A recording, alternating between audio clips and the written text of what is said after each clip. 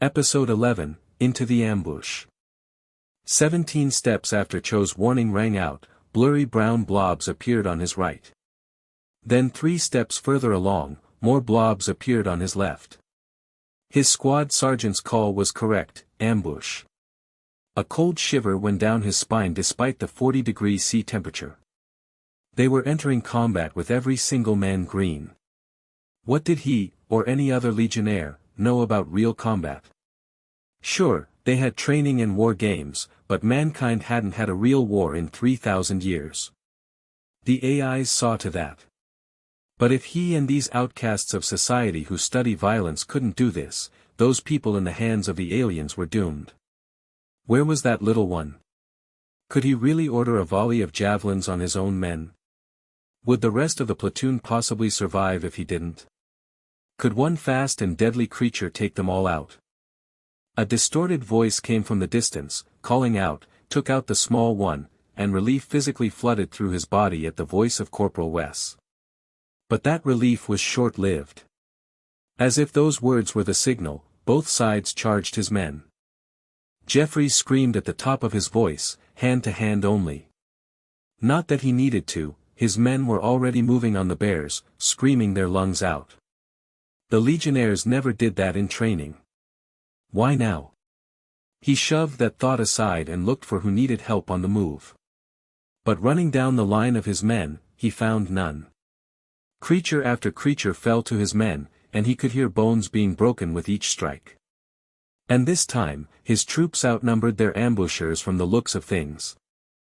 Damn it, a private yelled, and Jeffries spun to see the man stepping back with a blood-soaked fist, having punched entirely through the creature's ribcage. Stepping up, Jeffries grabbed the staff as it was falling from the hands of the creature as it crumpled to the ground, blood now squirting from its open wound. Staff in hand, he went on guard, guarding himself and the injured legionnaire. He asked, "What happened?" In a pain-filled voice, and cradling the blood-soaked fist, the private said, "Hand. Pretty sure I broke it when I punched through the thing's chest. Maybe my wrist too."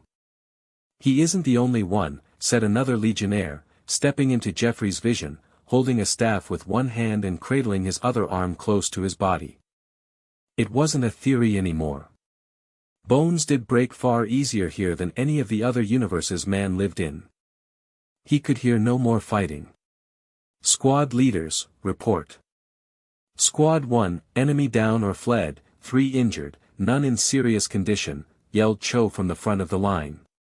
The next report came, then the next and next. Every squad had 2 to 4 people with broken bones. But the battle was over. Then Corporal Wes's voice rang, his voice weaker and blurred by the distance. "Squad 5, 1 dead, 4 injured, 3 civilians, and 3 legionnaires missing." The elation that no more of his men had died was quashed finding out that none of the civilians were here and 3 of his men were missing. "Top, Cho, look for the trail of our missing people," he yelled out and then ran for where that voice had come from, his staff ready to defend. He wasn't the only one, nor the first to arrive as 2 of Cho's privates were already cutting the ropes holding them down when got there. And there was a lot of rope tied to a lot of stakes.